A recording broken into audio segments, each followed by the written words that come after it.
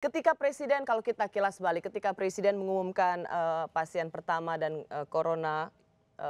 pasien pertama corona di Indonesia, itu, pasien pertama adalah Mbak Sita, pasien, kedua adalah, Bu Maria. Sontak kemudian, geger karena kemudian virus corona sudah masuk ke Indonesia.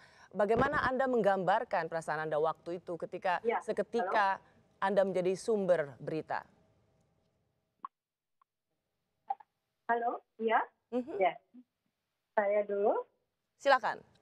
Ya, oke. Saya dulu ya, Iya. kita. Jadi, waktu saya sebetulnya jarang nonton TV, tapi ketika itu memang di ruangan isolasi, menghibur diri, buka TV, tahu-tahu ada pengumuman presiden. Saya rasanya, jantung saya copot dan langsung darah saya naik. Tapi saya tiba-tiba sadar bahwa dalam kehidupan ini, semua hal yang duniawi yang kita kejar selama ini tiba-tiba hilang sekejap dan yang ada adalah hubungan saya dan Gusti Allah. Mhm, Jadi saya merasa semua nggak ada yang penting, kekayaan, karier, kecantikan, ini dan itu nggak ada nggak kelihatan. Perasaan saya hanya ada yang hubunganku sama Tuhan, sama Gusti Allah. Dan corona ini nggak memandang agama, ras, budaya, apapun. mhm. Ya begitulah rasanya. Saya sebagai debu yang nggak bisa apa-apa dan saya harus menerima ini dan mengalaminya. Ya, Ah. itu sih.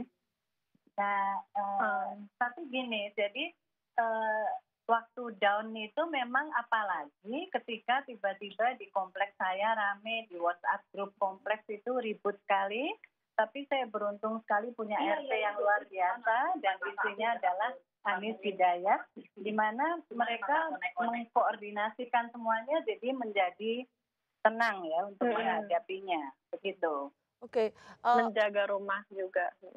Rumah dijaga, Kominfo datang, dinas peternakan juga anjing kami diurusin. mhm, Semuanya itu jadi ada koordinasi yang luar biasa. oke. Eee Bu Maria, Mbak Ratri, Ya, dirawat di ruang isolasi. Orang membayangkan, betapa, seramnya. Bisa ceritakan nggak seperti apa Anda menjalani perawatan di ruang isolasi itu? oke, jadi memang awalnya tuh kami juga waktu proses dibawa ke ruang isolasi kan yang pertama itu saya dan ibu. Sejujurnya kita, takut banget sih karena bayangannya ruang isolasi menyeramkan dan biasanya yang diisolasi itu kan yang udah sakit banget sampai misalkan nggak bisa ngapa-ngapain tempat tidur gitu. Cuman pas kita sampai itu benar-benar, eee, perawat-perawatnya tuh baik-baik banget di Mmm, tempat kami dirawat. Jadi dari pertama kami datang aja itu sudah sesuatu yang menenangkan dan kemudian sampai di ruang isolasi pun, ya itu sih, ya rasanya kesepian ya karena kita ya, benar-benar aku jadi terpisah dari ibu. mhm, Cuman, selain itu sih tidak semenyeramkan yang orang-orang pikirkan untuk diisolasi karena memang ya bedanya kita nggak bisa berhubungan dengan dunia luar saja, tapi saya tetap tiap hari bisa teleponan sama ibu, sama Mbak Ratri, sama keluarga dan teman-teman terdekat untuk menyemangati kami gitu dan ya itu yang saya, garis bawahi perawat, dokter, sampai orang lab dan cleaning service-nya pun juga mereka selalu baik-baik banget sama kita gitu. mhm. Dan saya dengar memang, pengobatan yang Anda terima, apakah itu untuk Bu Maria, Mbak Ratri, dan Mbak Sita itu berbeda satu sama lain ya, tergantung Iya dengan betul. kondisi yang dialami masing-masing pasien?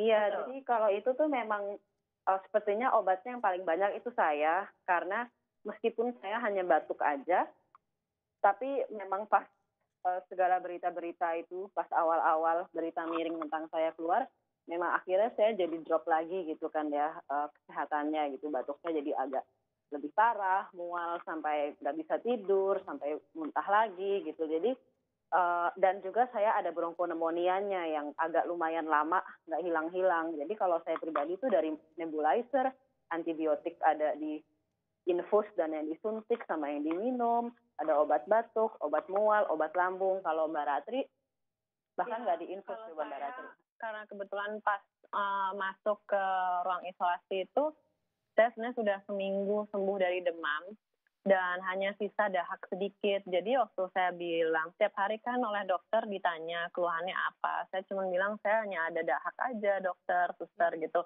Ya lalu dikasih FG Troche, obat batuk, racikan, dan vitamin. Vitamin itu setiap hari untuk imun booster.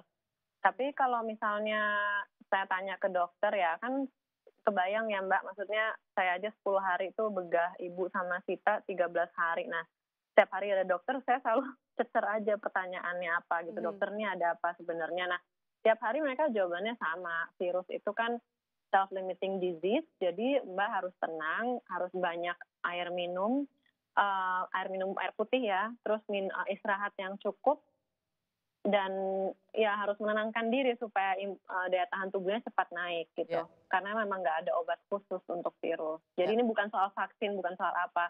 Jadi memang ya itu virusnya harus dihilangkan dengan hal-hal yang sebenarnya simpel tadi itu.